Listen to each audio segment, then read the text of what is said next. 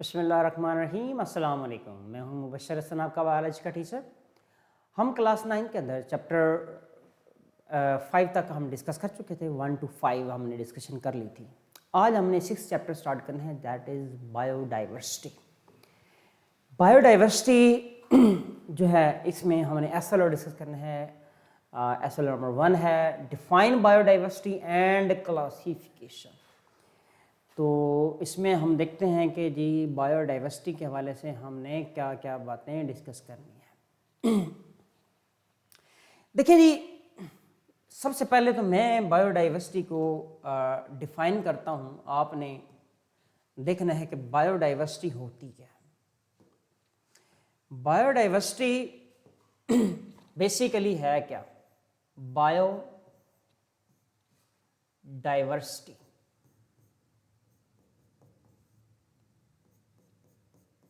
अब दो वर्ड्स आ गए। बेसिकली दो वर्ड से मिलके एक वर्ड बना है। बायो का मतलब है लाइफ,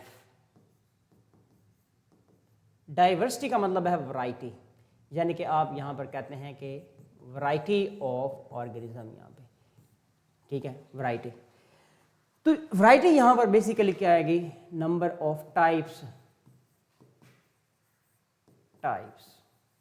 तो आप यहां पे लिखते हैं variety of organism, study of variety of organism, इसको बायोडाइवर्सिटी कहते हैं। अब जो बायोडाइवर्सिटी है ये किस बेस पर बायोडाइवर्सिटी है, आप ज़रा गौर करें तो यहाँ पर बहुत सारी रीजंस हैं, बहुत सारे पॉइंट्स हैं जिसकी वजह से बायोडाइवर्सिटी जो है वो है। बहुत सारे ऑर्गेनिज्म में सिमिलरिटीज़ हैं, बहुत सारे डिफरेंसेस हैं। सिमिलरिटी डिफरेंसेस किस बेस पर हो सकते हैं? देखें जी, नंबर फर्स्ट पर देखिएगा कि यहाँ पर किस बेस पर है? मूवमेंट की बेस पर, रेस्पिरेशन की बेस पर, सेंसिटिविटी, न्यूट्रिशन, एक्सक्रीशन और रिप्रोडक्शन, ग्रोथ। 1 2 3 4 5 6 7 पॉइंट्स बताएंगे। इससे और भी हैं, उसकी फिजिकल शेप की बेस पर भी सिमिलरिटीज और डिफरेंसेस हो सकते हैं। अच्छा, at the same time these living things differ from one other and their variety is enormous. इसकी बहुत ज़्यादा वैरायटी है। अब हम ये देखते हैं कि हमने अभी बात की है बायोडाइवर्सिटी की और उसकी डेफिनेशन की। आपने कहा कि बायोडाइवर्सिटी क्या है, आपने उसे डिफाइन किया, फिर बायोडाइवर्सिटी किस वजह से है वो भी आपने देख लिया। इसी को हम कंटिन्यू करेंगे। तो हमने देखना है कि बायोडाइवर्सिटी, इसके हमारे जो है वो फ़वाइद क्या होते हैं वो हम देखते हैं।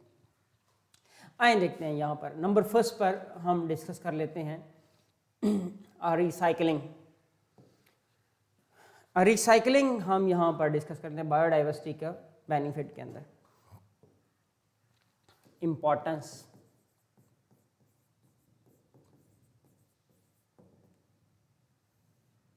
शॉर्ट क्वेश्चन आपके पास आ जाए, क्वेश्चन आता है what is the importance of biodiversity. तो यहाँ पर किसकी बात हम कर रहे हैं? बायोडाइवर्सिटी क्या है? Variety of organism. Variety of organism यानी कि ऑर्गेनिज्म की बहुत सारी वैरायटी है। किस बेस पे? आपने कहा रिप्रोडक्शन की बेस पर है, ग्रोथ की बेस पर है, मूवमेंट की बेस पर है, डेवलपमेंट की बेस पर है, एक्सक्रीशन की बेस पर है, रेस्पिरेशन की बेस पर है।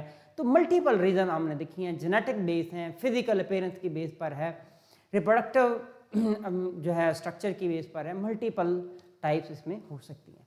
तो यहाँ पर इसे के हवाले से हमने बात करनी है। तो नंबर फर्स्ट पे जो हम डिस्कस कर रहे हैं वो क्या है? वो है रिसाइकलिंग। Recycling of organism. तो रिसाइकलिंग में हम क्या क्या देखते हैं? देखिए, रिसाइकल करना होता है, ऑर्गेनिज्म को रिसाइकल करना है। किसको रिसाइकल करना है? बहुत सारी लाइफ जो होती है ना, लाइफ याद रखिएगा, मैं कहता हूँ कि वाइल्ड लाइफ है, ठीक है, वाइल्ड लाइफ जो है ये रिसाइकल होती है। यानी कि कैसे रिसाइकल होती है? बेसिकली आप देखें, मैं चंद एक वाइल्ड लाइफ के हवाले से बात करता हूँ कि अगर वो थोड़ी रह गई हैं फिर वो रिप्रोड्यूस करती हैं, फिर जो है उनका नंबर बढ़ता है, सो ऑन, ये भी प्रोसेस है। फिर रिसाइकलिंग आपने देखी है कि जैसे नाइट्रोजन साइकिल की आप बात करते हैं, ठीक है, नाइट्रोजन साइकिल है, सल्फर साइकिल है, फॉस्फोरस साइकिल है, वाटर साइकिल है, ठीक है, उसमें भी रोल होता है। तो बायोडाइवर्सिटी का नाइट्रोजन साइकिल में क्या रोल है? आपको पता है कि यहाँ पे बहुत सारे बैक्टीरिया और फंजाई, बैक्टीरिया प्लस फंजाई ये क्या करते हैं ये रिसाइकलिंग कराते हैं नाइट्रोजन साइकिल की। इसके साथ जो वाइल्ड लाइफ है वो खुद सेल्फ इट्स सेल्फ भी आपने याद रखना है, वो क्या करती है? रिसाइकल करती है, जिससे बेनिफिट क्या होता है? हमारी वाइल्ड लाइफ कम नहीं होती। आपने देखा है कि सदियों से डियर का शिकार होता जा रहा है लेकिन ख़त्म नहीं होती, वो रिप्रोड्यूस करते रहते हैं और अपना नंबर इंक्रीज करते रहते हैं। तो रिसाइकलिंग होती रहती है, इट्स सेल्फ भी होती है और बाकी जो है इन्वायरमेंट में भी रिसाइकलिंग कराती है। बायो जियो केमिकल साइकिल का मैं एक वर्ड लिखता हूँ यहाँ पर, that is very important. Bio Jio chemical cycle, bio Jio chemical cycle के हवाले से ये इंपॉर्टेंट। सेकंड पॉइंट जो हमने यहाँ पे डिस्कस करना है वो क्या है? वो याद रखिएगा, वो जैसे कि आप कह सकते हैं मेडिसिन, आप इसमें यहाँ पे इंपॉर्टेंट मटेरियल लगा सकते हैं, इंपॉर्टेंट मटेरियल। आप बहुत सारा इंपॉर्टेंट मटेरियल बायोडाइवर्सिटी से हासिल करते हैं, लिविंग से हासिल करते हैं, वो प्लांट्स हो, वो एनिमल्स हो।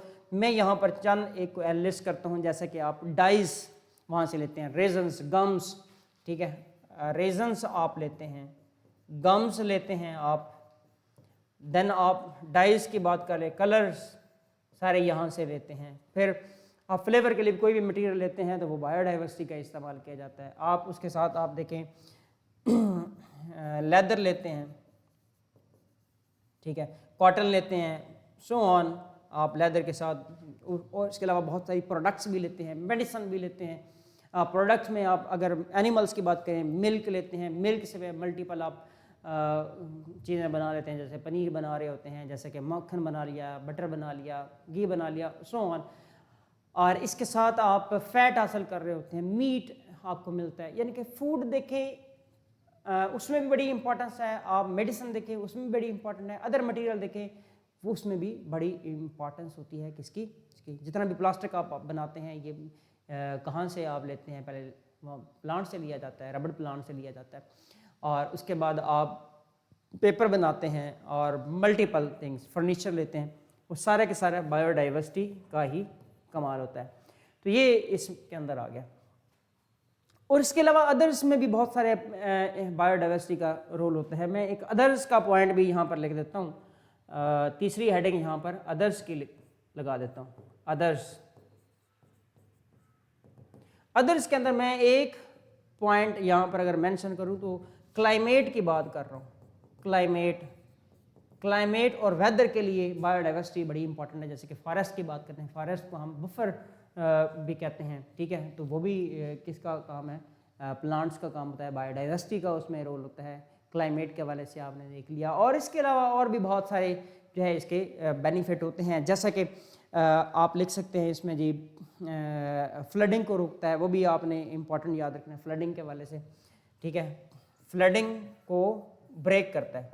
जो खास तौर पे फॉरेस्ट होते हैं ये फ्लडिंग को ब्रेक कर रहे होते हैं, ये आपने इसमें देखना है। तो ये इंपॉर्टेंस में 3 पॉइंट है। आपका शॉर्ट क्वेश्चन आता है तो आपके पास एक रुब्रिक है, दूसरा है और ये तीसरा, 3 रुब्रिक्स आपके कंप्लीट हो जाते हैं। अच्छा जी, ये एक शॉर्ट क्वेश्चन आपने अभी तक आपने डिस्कस किया बायोडाइवर्सिटी क्या है, किस वजह से बायोडाइवर्सिटी है, और उसकी इंपॉर्टेंस के हवाले से हमने चंद बातें यहाँ पर की हैं। तो बायोडाइवर्सिटी को बायोलॉजिकल डाइवर्सिटी भी कहते हैं। ये बातें हमने डिस्कस कर ली है। अब हम चलते हैं क्लासिफिकेशन क्या होती है। क्लासिफिकेशन होती है grouping of organism, basically grouping of organism. Classification के हवाले से हम देखें तो क्या बोलते हैं, ग्रुपिंग ऑफ ऑर्गेनिजम्स।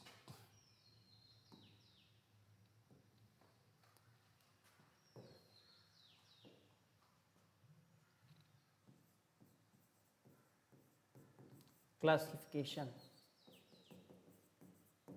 अब यहाँ पे 3 टर्म्स आती हैं, तीनों को वन बाय वन हम डिस्कस कर लेते हैं। तो क्लासिफिकेशन क्या होती है, यानी कि ग्रुपिंग ऑफ ऑर्गेनिज्म। आप इसको यूं भी लिख सकते हैं, arrangement of organism. Arrangement of organisms into, दो बातें यहां पर आएगी, ग्रुप्स एंड सब ग्रुप्स, ग्रुप्स एंड सब ग्रुप्स। ये क्लासिफिकेशन आ गई, आपने ऑर्गेनिज्म को ग्रुपिंग कर दी है, ठीक हो गया। अच्छा, दूसरा है वेरी इंपॉर्टेंट पॉइंट जिसको आप क्या बोलते हो, टैक्सोनॉमी। टैक्सोनॉमी, टैक्सोनॉमी क्या होती है? टैक्सोनॉमी ज़रा इसमें डिफरेंट है जी। इसमें दो बातें आ जाएगी, नेमिंग भी आ जाएगी, इससे पहले भी एक पॉइंट आ जाता है जिसको आप लिख सकते हैं आइडेंटिफिकेशन।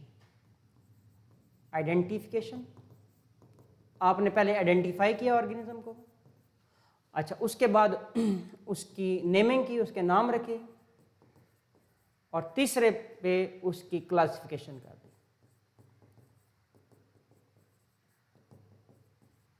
यानी कि पहले आपने आइडेंटिफाई करना है ऑर्गेनिज्म, आपने आइडेंटिफाई कर लिया, और आइडेंटिफाई करने के बाद आपने नेमिंग की, नेमिंग के बाद आपने उसकी क्लासिफिकेशन की।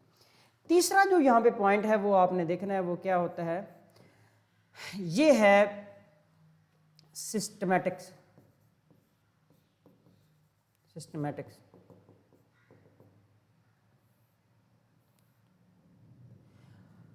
क्लासिफिकेशन, टैक्सोनॉमी और सिस्टमैटिक, ये तीन अलग बातें होती हैं, तीनों डिफरेंट हैं। मैं यहाँ पे तीनों के लिए डिस्कस करूँ। सिस्टमैटिक होती है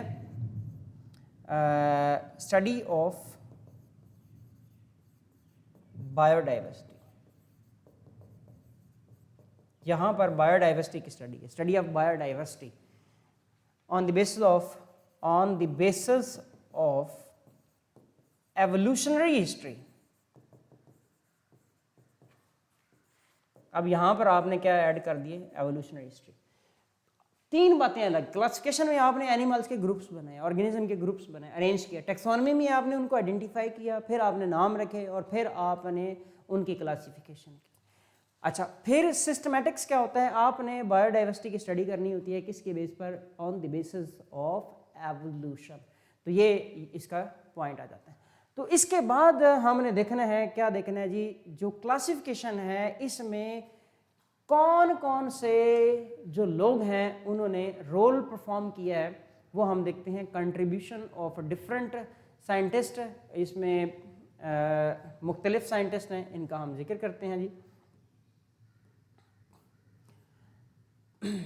अच्छा, देखें ज़रा हिस्ट्री ऑफ क्लासिफिकेशन, आपके पास ये शॉर्ट क्वेश्चन भी है, इसमें से इंपॉर्टेंट एमसीक्यू भी बनते हैं, और बाज़ औक़ात लॉन्ग क्वेश्चन भी आ जाते हैं।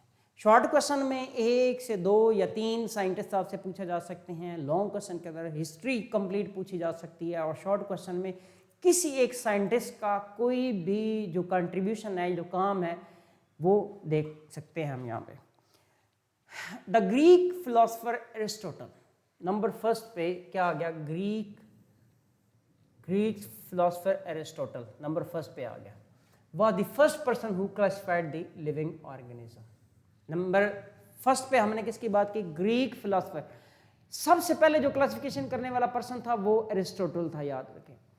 अच्छा, इसका देखें, ना टाइम, ना बर्थ, ना डेथ लिखी हुई है, कुछ भी नहीं है, सिर्फ आपने यही लिखना है जो आपकी बुक में लिखा हुआ है, इससे एक्स्ट्रा एक लफ्ज भी नहीं लिखना, आपने यही लिखना है, the Greek philosopher Aristotle was the first person who classified the organism. पहला पॉइंट था। दूसरा पॉइंट क्या है, दूसरा साइंटिस्ट आ गया इन 700। अब देखो, एक और साइंटिस्ट हैं जिनका नाम है अबू उस्मान अल जाहिज, ये दूसरा साइंटिस्ट है। इसके लिए आपने बताना है, अबू उस्मान अल जाहिज ने ये एमसीक्यू है कब, 700 के अंदर क्या किया, 350 स्पीशीज ऑफ एनिमल्स जो है इसने डिस्क्राइब की। इंपॉर्टेंट एमसीक्यू है, ठीक हो गया। बस यहाँ तक कि आप इसको देख सकते हैं। In the end of 15th century many biologist have worked on classification. इनने कभी पूछा नहीं जाता, लेकिन आप अगर इस पॉइंट को लिखना चाहते हैं तो इसी को आगे एक्सटेंड करके लिख सकते हैं। अच्छा, नेक्स्ट जो हमने डिस्कस करना है, साइंटिस्ट हमारे पास जो थर्ड पे हैं, इनका नाम है एंड्रियो सिसल पिनो। अब इन की लिखी हुई है, बर्थ भी लिखी हुई है और डेथ भी लिखी हुई है। ये यहाँ पे इसकी ये बर्थ ईयर है और ये इसका डेथ ईयर है, याद रखिएगा। पहले बर्थ ईयर है और डेथ ईयर है। 1519 में बर्थ होती है और 1603 के अंदर इसकी डेथ होती है। He divided plants into 15 groups known as genera. इसने प्लांट्स को 15 ग्रुप्स के अंदर जो है क्लासीफाई किया, 15 ग्रुप्स के अंदर क्लासीफाई किया। वो 15 ग्रुप्स क्या थे, कौन थे, वो उसकी हमें ज़रूरत नहीं, लेकिन इतना हमने याद रखना है कि वो जेनरा थे। जेनरा किससे निकला है? जीनस से निकला है, ठीक है। जीनस सिंगुलर होता है और जेनरा प्लूरल होता है। सबसे लोएस्ट होती है स्पीशीज, स्पीशीज से अपर लेवल जो होता है वो जीनस होता है। एक यानी कि सिंगुलर को जीनस कहते हैं, अगर प्लूरल आ जाए तो उसको हम जेनरा का वर्ड कहते होते हैं। आगे चलते हैं जी, नंबर 4 पर कौन थे? जोहन रे। जोहन रे का बर्थ ईयर लिखा हुआ है, डेथ ईयर भी इसका लिखा हुआ है। बर्थ ईयर 1627 है और डेथ ईयर जो है 1705 है। यानी कि इनके डेथ ईयर और बर्थ ईयर पे भी आपसे एमसीक्यू पूछा जा सकता है। फिर आपसे ये पूछा जा सकता है, उन्होंने कहा हु, आप लिख सकते हैं who publish important work on the classification of plants. तो आपका ये अगर एमसीक्यू है तो डेफिनेटली वो कौन आएगा? जोहन रे आएगा। इसने क्या किया था? क्लासिफिकेशन ऑफ प्लांट्स पे जो है डिस्कशन की थी, वर्क किया था। 15 जेनरा किसने डिस्कवर किया था? वो आपने याद रखना है, सिसिल पिनो ने किए थे। और जो है क्लासिफिकेशन ऑफ प्लांट्स के हवाले से, और वो टाइम भी आपके पास मौजूद है, वो जोहन रे थे। नेक्स्ट है क्वेश्चन नंबर, इसी का पार्ट 5 आ जाता है। इनके 5th वन जो साइंटिस्ट है उनका क्या रोल है इसका, that is also very important. Tournefort. Tournefort का जो बर्थ ईयर है वो कौन सा है? 1656 यानी कि उसकी बर्थ हो रही है 1627 में और इनकी बर्थ हो रही है कब? 1656 के अंदर। और इनकी डेथ हो रही है 1708 के अंदर, यानी कि उनके 3 साल के बाद, जोहन रे के 3 साल के बाद। तो इनकी 1708 के अंदर डेथ होती है और इनकी बर्थ होती है टोर्नेफोर्ट की 1656 के अंदर। तो आपने देखना है, he introduce the taxa of class and species. अब उन्होंने ज़रा गौर कीजिएगा, 15 जेनरा किसने, यानी कि इसका मतलब है जीनस ऑलरेडी टैक्सोन डिस्कवर था, उसका पता था। स्पीशीज और टैक्सा का नहीं पता था। ये किसने बताया? ये टोर्नेफोर्ट ने बताया।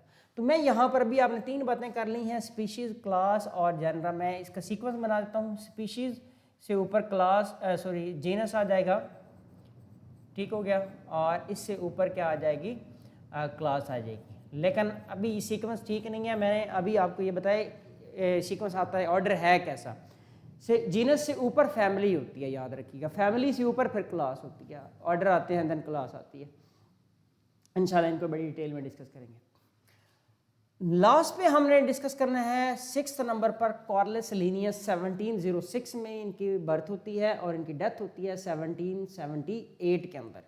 इन्होंने क्या किया? He group species according to similar physical characteristics, यानी कि जिन एनिमल्स में सेम कैरेक्टरिस्टिक्स थे उनको एक ग्रुप में रख दिया, और जिनके डिफरेंट थे उनको, फिर जाहिर सी बात है उनके भी सेम होंगे आपस में, उनको डिफरेंट ग्रुप में रख दिया। जिनके सेम थे उनको एक ग्रुप के अंदर रख दिया।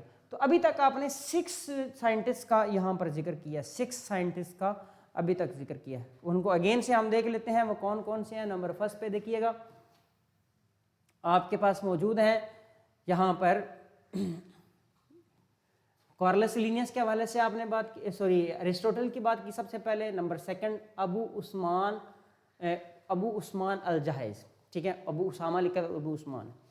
अच्छा, नेक्स्ट आपके पास है जी नंबर 3 पर एंड्रिया सिसिल पिनो। नंबर 4 पर है जी जोहन रे। नंबर 5 पर है टोर्नेफोर्ट। नंबर 6 पर हैं कॉर्लिस लीनियस, ठीक हो गया। एरिस्टोटल ने क्या कहा? इन्होंने ऑर्गेनिज्म की क्लासिफिकेशन की। अबू उस्मान अल जाहिज ने 700 के अंदर 350 स्पीशीज़ की क्या की डिस्क्रिप्शन दी। और एंड्रिया सिसिल पिनो ने क्या किया? इन्होंने 15 ग्रुप्स प्लांट्स के बनाए। जोहन रे ने क्या किया? इन्होंने प्लांट्स की क्लासिफिकेशन के ऊपर डिस्कशन की। टोर्नेफोर्ट क्या करते हैं? इन्होंने टैक्सोन डेवलप किए, कौन से स्पीशीज़ और क्लास के। कॉर्लिस लीनियस जो है इन्होंने फिजिकल कैरेक्टरिस्टिक्स के बेस पर बहुत सारी स्पीशीज़ को उसकी ग्रुपिंग की थी। तो ये आपके पास 6 साइंटिस्ट है। अगर लॉन्ग क्वेश्चन आएंगे तो 6 के 6 को आप यहाँ पे मेंशन करेंगे। शॉर्ट क्वेश्चन आएगा तो जाहिर सी बात है आपसे 2 से 3 पूछे जाएंगे, तो आपने 2 से 3 ही वहाँ पर डिस्कस करने हैं। तो यहाँ पर ये भी आपकी कंप्लीट हो जाता है। आगे चलते हैं जी, नेक्स्ट स्टार्ट हो जाएगा किंगडम क्लासिफिकेशन। तो हम चलते हैं जी किंगडम क्लासिफिकेशन सिस्टम की तरफ आते हैं।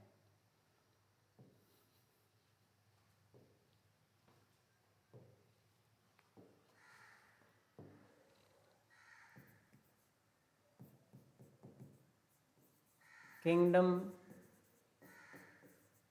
Classification, kingdom classification system. याद रखिएगा यहाँ पर 3 तरह की क्लासिफिकेशन जो है वो पेश की गई, 3 तरह की। नंबर फर्स्ट पे जो क्लासिफिकेशन है वो क्या है, 2 किंगडम क्लासिफिकेशन है।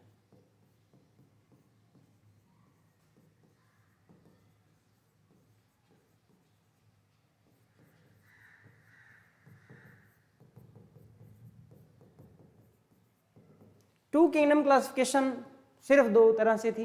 एक को हम कह रहे हैं नंबर फर्स्ट पर kingdom Plantae,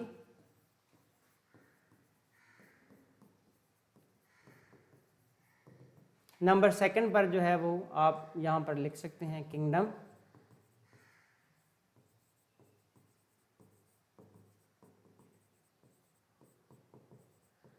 animalia. Kingdom Plantae, kingdom animalia.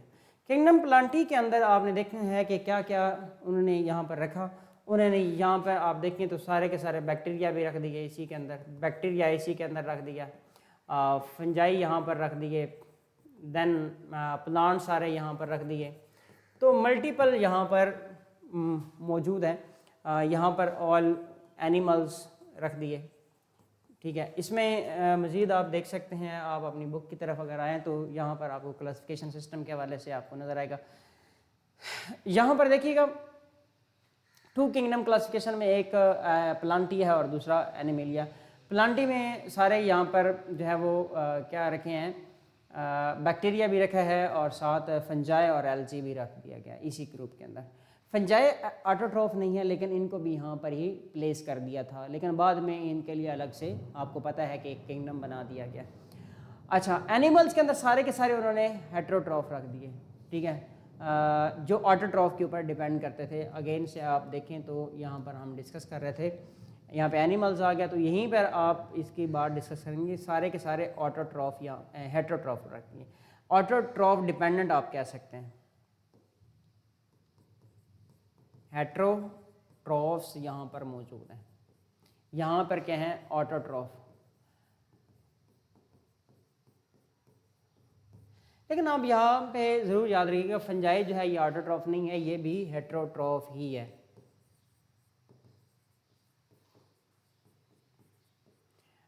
तो बैक्टीरिया के अंदर बहुत सारे हेट्रोट्रॉफ्स हैं, पैरासाइट्स हैं, डिकम्पोजर्स हैं। इस सिस्टम के अंदर बहुत सारे मसाइल थे। प्रोटिस्टा में भी देखें, प्रोटिस्ट भी यहाँ पर रखे गए, उसमें कुछ फोटोसिंथेटिक थे, कुछ जो है वो फोटोसिंथेटिक नहीं थे। तो बहुत सारे इस सिस्टम के अंदर मसाइल थे। वो क्या क्या मसाइल हैं वो जो है वो हम देखते हैं वो क्या मसाइल हैं।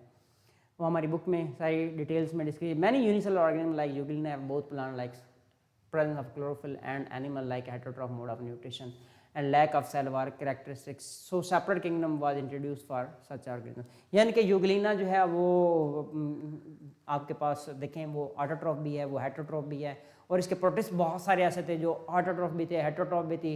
यूग्लिना इटसेल्फ खुद से उसके दोनों काम है, ऑटोट्रॉफ भी है, हेटरोट्रॉफ भी है। तो इस तरह के ऑर्गेनिज्म के लिए एक सेपरेट ग्रुप जो है वो तश्कील दिया गया, उसका नाम था प्रोटिस्टा।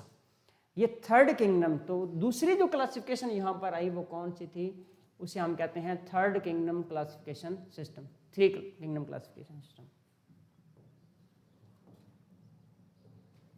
नंबर 2 3 किंगडम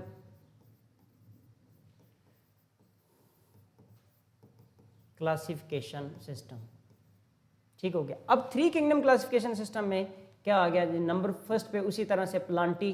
प्लांटी से भी पहले हम बात किसकी कर लेते हैं, प्रोटिस्टा की कर लेते हैं। प्रोटिस्टा आ गया, ठीक है। नंबर सेकंड पे उसी तरह से प्लांटी, नंबर थर्ड पे फिर किसका आ गया, एनिमेलिया का।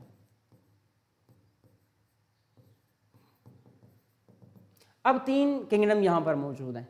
यहाँ पर देखें एजिड सारे के सारे एनिमल्स आ गए,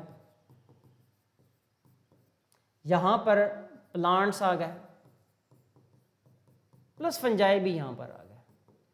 फिर प्रोटिस्टा में आप देखें तो यहाँ पर क्या मौजूद हैं, देखो जी, प्रोटिस्टा के अंदर तमाम प्रोटिस्ट भी हैं, प्लस बैक्टीरिया भी हैं। अभी भी आप देखें, आपको यहाँ पे मसला कहाँ पे नजर आ रहा है, यहाँ पे तो सारे हेटेरोट्रॉफ हो गए, यहाँ पे प्लांटी में मसला इसका आ रहा है फंजाई का, फंजाई यहाँ पे एडजस्ट नहीं हो रहा। प्रोटिस्टा में प्रोटिस्ट तो सारे आ जाएंगे, ये लेकिन बैक्टीरिया यहाँ पे एडजस्ट नहीं हो पा रहा है। तो इसका मतलब इन दोनों के लिए अलग से किंगडम क्लासिफिकेशन सिस्टम पेश किया गया था, जिसको हम क्या बोलते हैं, जिसको हम क्या लिखेंगे, 5 kingdom classification, kingdom classification system. Scientist जिन्होंने ये पेश किया उनको रॉबर्ट वाइटेकर कहते हैं। आए अब किंगडम नंबर फर्स्ट पे किंगडम मोनरा, नंबर सेकंड पर प्रोटिस्टा, नंबर थर्ड पर यहाँ पे fungi, kingdom fungi, number fourth पर किंगडम प्लांटी, नंबर 5 पर किंगडम एनिमेलिया, सबसे ज़्यादा डेवलप्ड। अब किंगडम मोनरा के अंदर क्या रखे, यहाँ पे बैक्टीरिया आ जाएंगे, यानी कि यहाँ से मैं मेंशन कर रहा हूँ किंगडम मोनरा यहाँ पर आ गए, ये बैक्टीरिया सारे इसमें, प्रोटिस्ट यहाँ पर आ गए, फंजाए ये तीसरे नंबर पर, एनिमेलिया प्लांट्स यहाँ पर 4th नंबर पर, और एनिमल सारे 5th नंबर पर। इस तरह से ये इनकी डिटेल आ गई। तो ये 5 किंगडम क्लासिफिकेशन सिस्टम था। अपनी बुक से हम देखते हैं ज़रा इसको। यहाँ पर देखिएगा 3 किंगडम क्लासिफिकेशन सिस्टम में हमने इम्पॉर्टेंट याद रखना है, साइंटिस्ट का नाम है अर्नस्ट हैक्ल। अर्नस्ट हैक्ल ने तीसरा किंगडम पेश किया जिसका नाम था प्रोटिस्टा, ठीक है। प्रोटिस्टा में यूग्लिना जैसे ऑर्गेनिज्म रख दिए गए, लेकिन अभी यूनिसेलर माइक्रोस्कोपिक ऑर्गेनिज्म जो थे बैक्टीरिया भी इसी के अंदर रखे गए थे। बाद में एक साइंटिस्ट आते हैं 1937 में, ईस्टॉन, इन्होंने बैक्टीरिया को अलग किया, जैसे कि मैंने अभी आपको बताया कि बैक्टीरिया को अलग किया और उनका ये प्रोकैरियोट्स होते हैं, इनमें न्यूक्लियस नहीं होता, तो इसका ग्रुप सेपरेट बनाया जाए, तो उनका ग्रुप सेपरेट बन गया। फिर 1967 के अंदर रॉबर्ट वाइटेकर आते हैं, ठीक है। इन्होंने 5 किंगडम क्लासिफिकेशन सिस्टम जो है इंट्रोड्यूस करवाई। और 5 किंगडम क्लासिफिकेशन सिस्टम क्या है, पहला किंगडम मोनरा, सेकंड प्रोटिस्टा, फिर Fungi, then Plantae and then Animalia. और फिर आप देख रहे हैं कि ये मोनरा से किंगडम एनिमेलिया तक 5 किंगडम मौजूद हैं, जिसके अंदर हमने डिस्कस कर लिया है किस के अंदर क्या क्या है। इनको हम देख भी लेते हैं, अपने यहाँ पे नोट्स के अंदर देख लेते हैं किस में कौन है। तो यहाँ पर देखिएगा, मैं इसी की एलैबोरेशन करता हूँ। मोनरा के अंदर ज़रा देखिएगा, बैक्टीरिया आ गया, बैक्टीरिया आ गया, आर्ची बैक्टीरिया इसी के अंदर आ गया, और इसी के पास सियानो बैक्टीरिया भी आ गया। प्रोटिस्टा में प्रोटिस्ट आ गए जिसमें प्रोटोजोन्स भी आ गए और एलजी भी आ जाते हैं, प्रोटोजोन भी आ गए और एलजी भी आ गए। नंबर 3 पर किंगडम फंजाई है। फंजाई के अंदर फंजाई के अपने ग्रुप्स हैं, जिसमें जाइगोमाइसीड्स हैं, जाइगोमाइसीड्स, ठीक है। ये सारे फंजाई हैं एटेस्ट्रा, इसके 4 ग्रुप्स हैं, जाइगोमाइसीड्स, बेसिडियोमाइसीड्स, एस्कोमाइसीड, ड्यूट्रोमाइसीड्स, लिख नहीं रहा, बस नाम बता दिया। आगे चलें 4 पर प्लांटी, सारे प्लांट्स इसमें आ गए। प्लांट्स वो चाहे नॉन वेस्कुलर हो, ब्रायोफाइट्स हो, ब्रायोफाइट्स, ट्रेकियोफाइट्स, ट्रेकियोफाइट्स में आगे बहुत सारे ग्रुप्स आ जाएंगे। ये वेस्कुलर, ये नॉन वेस्कुलर है और ये वेस्कुलर है, यानी कि इनमें जाइलम फ्लेम होता है, इनमें नहीं होता। फिर आगे चलें तो आपके पास कौन आते हैं जी, एनिमल, एनिमेलिया। यहाँ पे बेसिकली वर्ड है एनिमेलिया, किंगडम एनिमेलिया। इसमें क्या आएंगे, सारे के सारे एनिमल्स आ जाएंगे। तो ये यहाँ पे अभी तक हमने शॉर्ट डिस्क्रिप्शन दी है किसकी, क्लासिफिकेशन के हवाले से। मल्टीपल चीज़ें हमने इसमें डिस्कस की हैं, तो आपने इनको ज़रूर याद रखना है अपने नोटबुक्स के ऊपर, रजिस्टर के ऊपर आपने इनको लाजमी राइट अप करना है, ताकि आपको ये साथ साथ याद भी हो जाए, क्योंकि ये बहुत कॉम्प्लेक्स भी हैं और सिंपल भी हैं और आसान भी हैं, याद हो सकते हैं, लेकिन आप इसको पढ़ेंगे लिखेंगे तब जाके, अदरवाइज़ आपको याद नहीं होंगे। साइंटिस्ट के नाम इंपॉर्टेंट हैं जो आपने याद रखने हैं, एमसीक्यू के लिए, शॉर्ट क्वेश्चन के लिए, किंगडम के हवाले से इंपॉर्टेंट शॉर्ट क्वेश्चन हैं। आज का लेक्चर हमारा कंप्लीट होता है। आपने हमारे चैनल को ज़रूर सब्सक्राइब करना है, फ्रेंड्स से शेयर करना है, लाइक और कमेंट ज़रूर दीजिएगा, व्हाट्सएप चैनल को ज्वाइन कीजिएगा। आज का लेक्चर कंप्लीट होता है। मुझे और हमारी टीम को दें इजाज़त। अल्लाह हाफिज़।